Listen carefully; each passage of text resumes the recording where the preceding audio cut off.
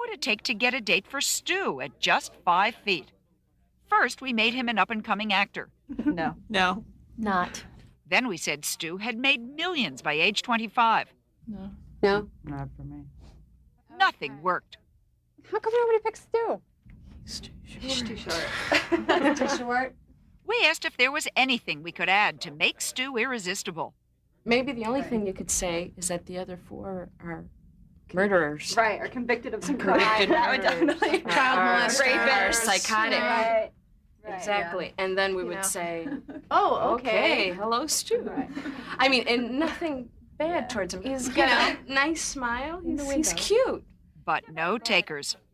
So we replaced Stu with David to see if 5'6" made a difference. We brought in one last group of women. When they all picked this fellow, we told them he'd been unemployed for 2 years, but that our David was a chief surgeon. I guess it would be David. For me. Yeah. 2 took David right away. But Tara chose Jim, whom we'd made a high school gym teacher. Would it change anything if I told you that David, besides being a chief surgeon, had just published a book that he was a gourmet cook, loved kids, and extremely wealthy?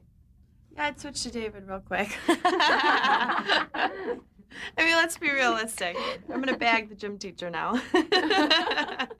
So what's going on here? You had to make those short guys almost like God to make them desirable, right? We finally made him God, and that's when they chose. And this surprises you? It obviously doesn't surprise you. No. Yale psychologist Les Martell is 5'5". It goes back to caveman times. We simply judge people, particularly men, based on their height, on their size, on their physical presence. Why is that? We asked several of the women to come back and tell us. I feel short men make great best friends because they're very enthusiastic, caring, because they have to make up for their height. But you have no interest in going out with someone shorter than you. No. I'm just attracted to taller men. I'm only 5'5" myself. But I just like taller men. I have to tell you, and it breaks my heart to tell you this, it turned out that being short was not good. Does that surprise anybody? I don't think so. Absolutely not. Tell me what you were thinking while you were standing out there with the taller guys. Sure aren't picking us. You want to look up into his eyes, and you want it to be like a movie. There's a stereotype in society that says when you find your mate, the man is bigger and the woman is smaller. You know, Tarzan, Jane. And we didn't get to speak, so... Right. Well, you didn't get to speak, but we spoke on your behalf. Oh, thanks. And we made you doctors, chief surgeons, best-selling authors. Stuart, we made you a venture capitalist who made millions by the age of 25.